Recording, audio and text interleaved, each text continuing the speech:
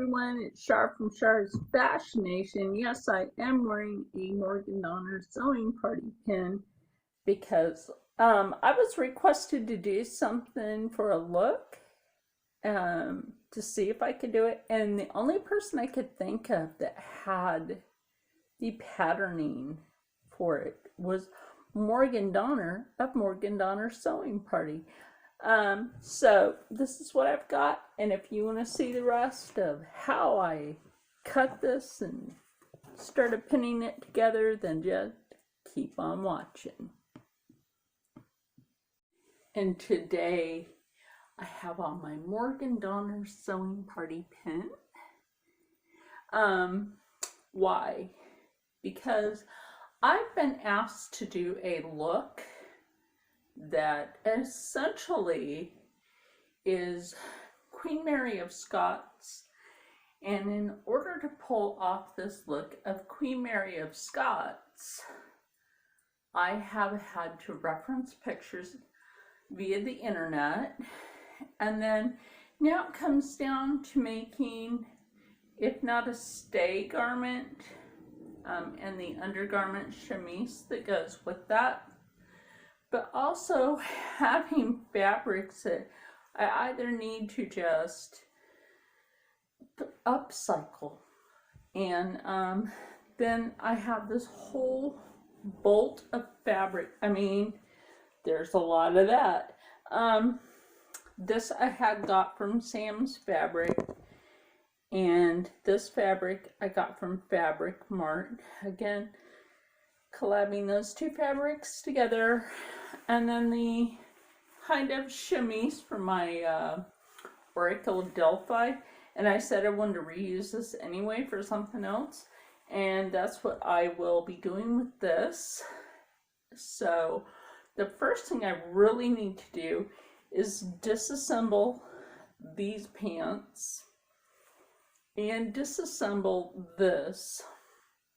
And the only reason I'm going to disassemble this is because this is going to be the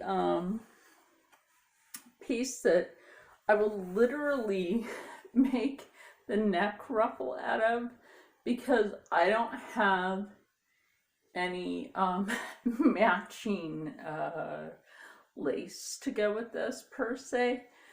So at some points I kind of wish that I had bought an antique looking lace, but I never did. So it'll just be substituted with making a ruffled neck piece, or the piece goes from here around.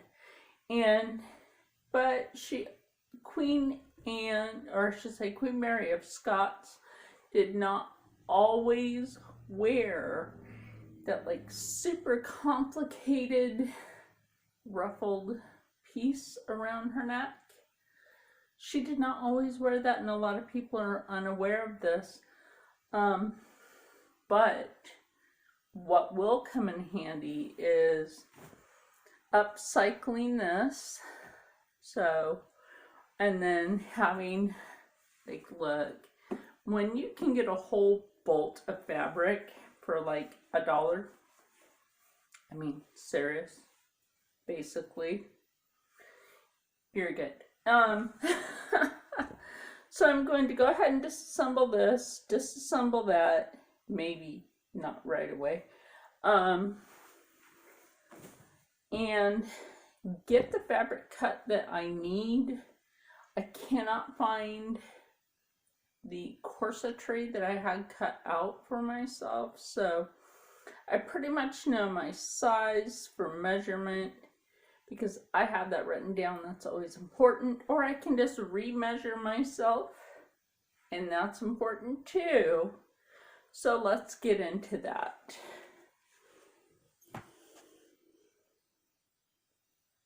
Now, one thing I just did was re-measure around, and the way I do this is I will literally turn my measuring tape upside down, so that way when I'm going like this measuring, I'm able to look down and see the numbers.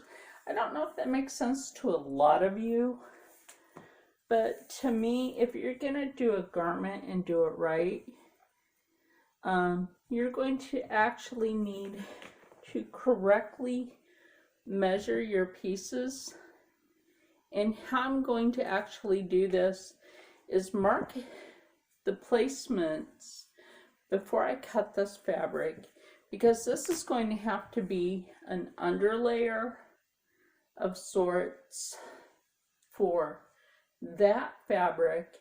But what I notice in the portraits is the way her garments were made, the darker fabric here would be space pieces between the striped fabric, which kind of in a way is interesting,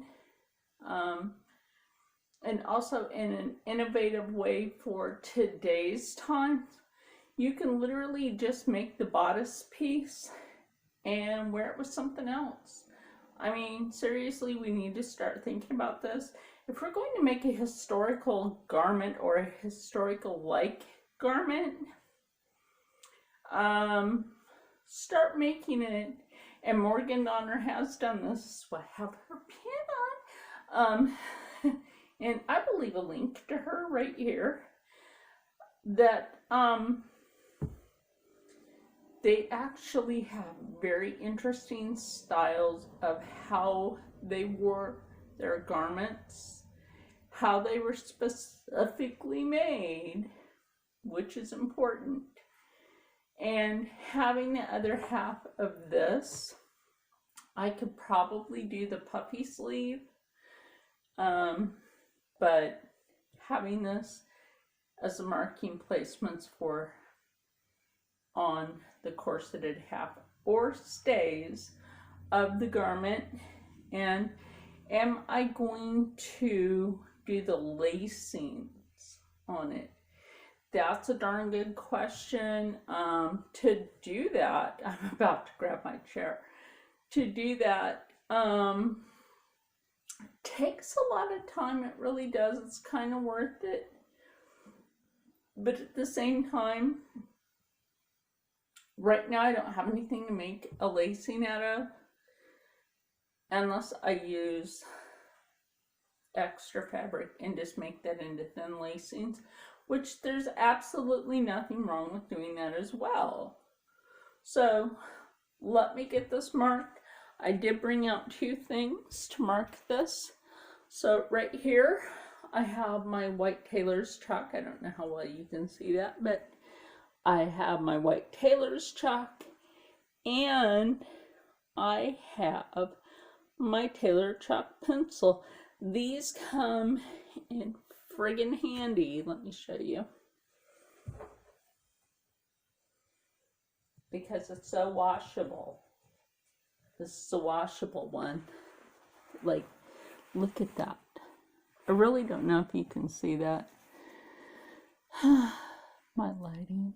There you go. Yeah, I can see it on camera. You should be able to see that on camera. You can use an iron to get that off. You can just dust that off your fabric. Now, that is something that I like about using these. And I got these from the Hobby Lobby. And then I just have to choose which one do I want to use to mark these. Either one of these will work. So let me get that totally lined to the shapes that I need for the bodice piece and get this fabric cut out.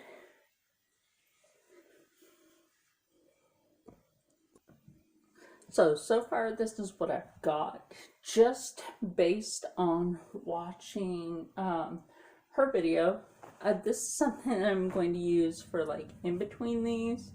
And as you can see, I've got the back. Hold that up there so you can see it. And then I've got 2 front panels. And mind you, I can just watch somebody and be able to cut it out. I mean, it's is this something I can do?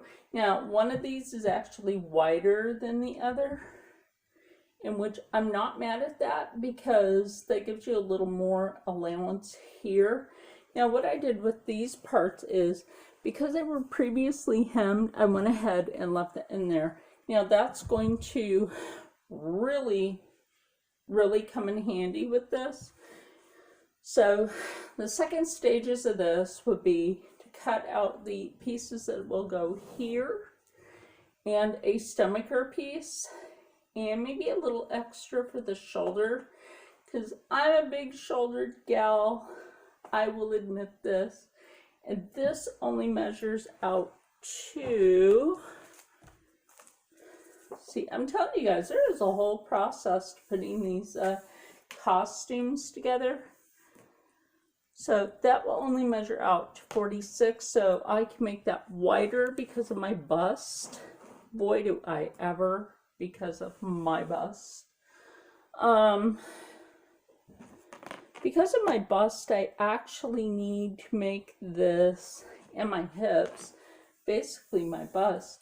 I'm just going to make this out to about 50 or 51, which is actually right here. That's perfect on 51, but we'll just take that in to 50. So, then I'm going to cut that extra for here. I know I said I was going to do a full one with the black, and you know what? We're just going on the fly here with this. I'm really interested in seeing how this is going to turn out. So if I do a couple of parts before actually doing the makeup, the hair, and the jewelry pieces, the jewelry is very easy. The hair, no, I do not own curlers or a curling iron. So how that's going to work out, I do not know yet, but I can at least show you what's on the sewing table today. I have to get my friend who rubbed that Renew on my back because that ball of arthritis in my spine, so that I can finish getting this together. And I think it's like super interesting to be able to watch how Morgan pulls everything together, the measurements, and since I did pre-measure and can adjust this by adding panel pieces here, that makes everything much better when I go to cut this fabric, right? And so that means that this can be the underpiece, or that can be an underpiece with the sleeve, which in turn is going to be so interesting. You know, Morgan, I really thank you for being such a great costume maker for your, oh my gosh, medieval costume work that you do for the medieval Renaissance fairs that you go to. And they should make you Lady Morgan. They should make you Lady Morgan. No joke. They should. So if you want to hold on to see how I pull this together, at least pin it together before it hits the machine. And I'm not really worried that I have a white threading on my machine. Really not worried about that, because a lot of times when you look at the pictures, you actually see like a decorative threading. So it works. It actually does. That works to the advantage of being able to put all this together. So just hold on. We'll get that cut out, put here, and it's good to be able to upcycle a fabric from something that I have previously made and it didn't, turn out exact how I needed it. So being able to do this turn it into something else is amazing. Especially like this was almost perfect timing, okay? So like I said, this may be in parts, but when those parts are put together, it's well worth it. Now, one of the oddities about pinning this together, and Morgan has even brought this up, when you're actually taking curved pieces as such and putting them together, move that's the back. You have to remember, especially if you're doing like solid color on solid color to pin it together, it's gonna seem really, really weird, and it's going to seem like it really doesn't match, when in fact the curves do match each other. It just gets a little confusing until you actually get the whole thing together. So I left this piece a little long, but as you can see, this is curved up and this is curved in, but that's going to make sense as soon as I get it all pinned together. And thank goodness for my chair, because yeah, oh my goodness, like I said, you know, I may have health issues, but I just keep on going. I'm not gonna let anything in life get me down. There's too much to do, too much to teach, too much fun to have with other people, or fun to teach to other people, or just education in general, which is important. So just basically pin that together, and when it comes down to this part, I'm not sure yet if I'm going to leave it for this piece here. No, I'm sorry, this piece here. It's a little confusing. I doubt it, but I could do that. I can't see the time on there. Oh, okay, now I see it. But, you know, doing these pieces when somebody requests you to do a look, there's a lot of thought and research that goes into doing these. And then there's a lot of sewing to make the look. And that's always very, very important. Now, how I'm actually going to do this one as soon as I sew these pieces together is I'm going to lay all out on the stripy fabric. And I was looking, how did they wear that? The stripes went this way on their garment opposed to going this way. So theirs actually went this way, which I think is all right. It'll give me a little shape, maybe. So I'm going to pin this together, and then I'm going to sew it, and then I will lay it out on that. Now this is going to take a little while to pin and then sew. So I hope what I've showed you for just now gives you a little insight into what it actually takes, because I talked to Morgan earlier on Instagram. She's so cool. She made these really cool kind of witchy cookies. Girl, I want your recipe. Or where did you get those? Where did you get those, Morgan? They were bewitchingly cute. No, they seriously were. Because one was a witch hat, one was a witch broom, then there was a cat, and I think the other one was a cauldron. Which was really cute, and it was like just so Halloween. And the decoration that it takes for that is phenomenal. I can do it. I just haven't made cookies in a while. I made sugar cookies. Although you could use a shortbread cookie to do that as well. But we're here for sewing today. So like I said, I'm going to finish getting this together, put it on the machine, and then what I'm going to do is bring you back later and or tomorrow for the finishing product. It's the finished product. It's going to be so amazing for the 31 looks of Halloween, because we just have to brew up some fun. So what I want everybody to do is stay happy, stay healthy, stay positive, and as always, stay blessed. And I will see you for the rest of this garment. Oh, we're going to have so much fun. See you later.